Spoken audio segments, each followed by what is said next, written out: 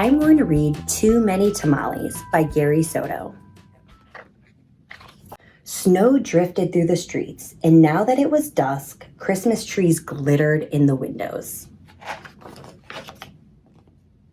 Maria moved her nose off the glass and came back to the counter. She was acting grown up now, helping her mother make tamales. Their hands were sticky with masa. "That's very good," her mother said. Maria happily kneaded the masa. She felt grown up, wearing her mother's apron. Her mom even let her wear lipstick and perfume. "If I could only wear Mom's ring," she thought to herself. Maria's mother had placed her diamond ring on the kitchen counter. Maria loved that ring. She loved how it sparkled like their Christmas tree lights.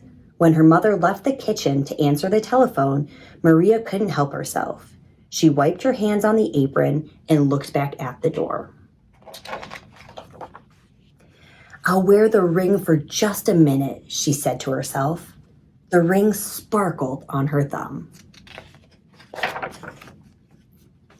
Maria returned to kneading the masa, her hands pumping up and down. On her thumb, the ring disappeared, then reappeared in the sticky glob of dough.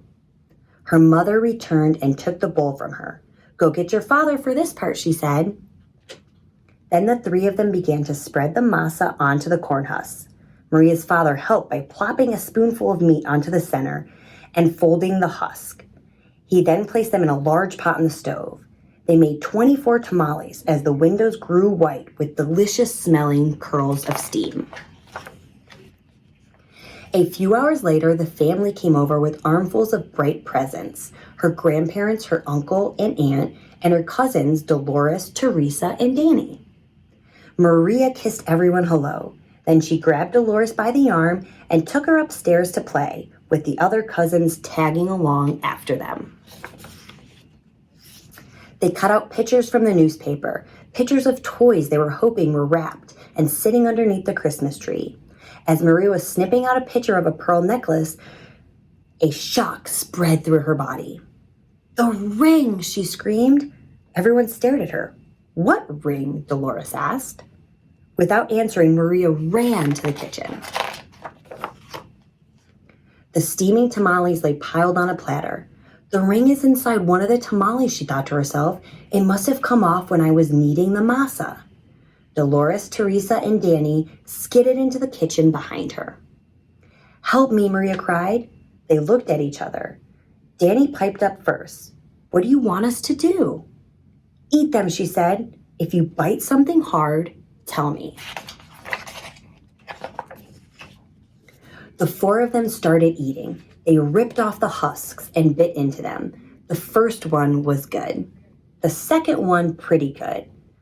But by the third tamale, they were tired of the taste. "Keep eating," Maria scolded. Corn husks littered the floor.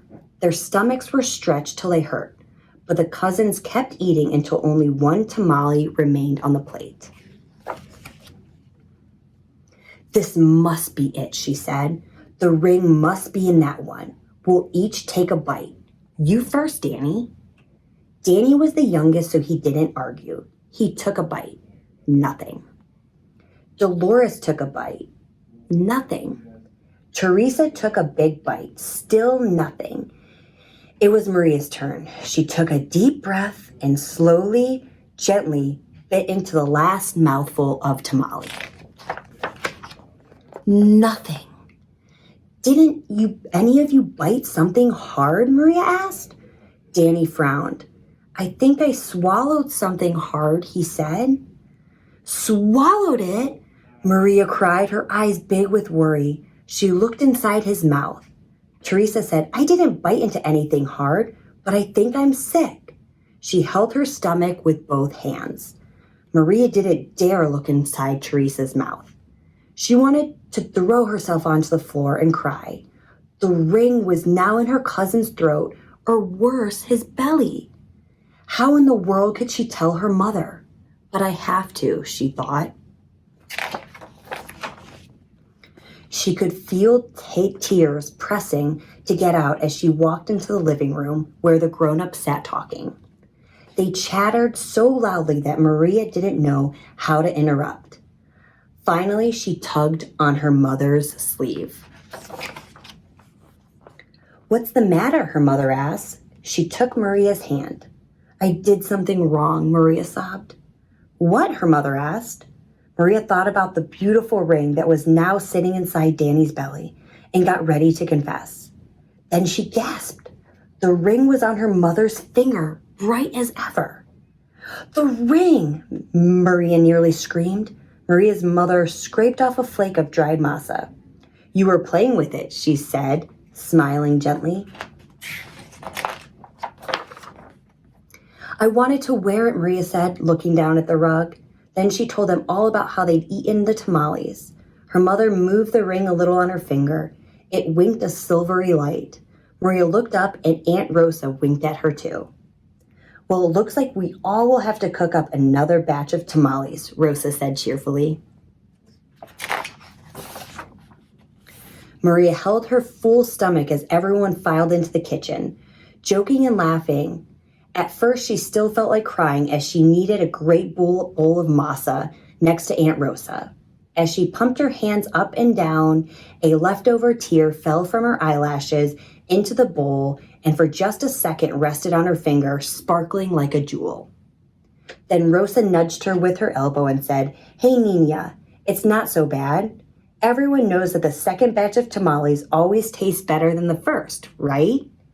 When Dolores, Teresa, and Danny heard that from the other side of the room, they let off a groan the size of 24 tamales. Then Maria couldn't help herself. She laughed. And pretty soon, everyone else was laughing, including her mother. And when Maria put her hands back into the bowl of masa, the leftover tear was gone. Thanks for reading Too Many Tamales with me.